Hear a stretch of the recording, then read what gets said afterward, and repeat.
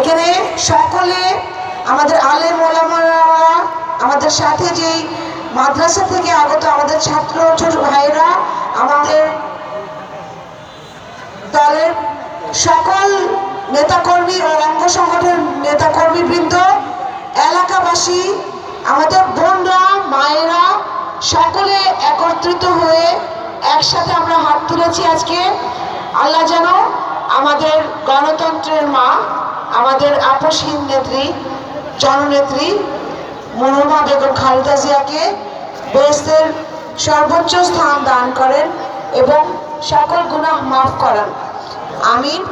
আমি আপনাদেরকে আমাদের সকলের জন্য দোয়া করতে বলি, আমাদেরকে আপনাদের সাথে রাখবেন, পাশে থাকবেন, আমরা যেন সকলে একসাথে কাজ করতে পারি এবং আমাদের দেশ নেত্রী আকাঙ্ক্ষার যে গণতান্ত্রিক বাংলাদেশ সেটা গড়তে পারি একসাথে সকলে মিলে।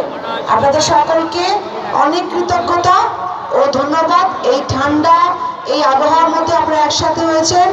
আমরা 100-রও বেশি কোরআন খতম করেছি সকলে একসাথে, এই জন্য আপনাদের সকলকে কৃতজ্ঞতা, অনেক ধন্যবাদ। আপনারা সকলে ভালো থাকবেন।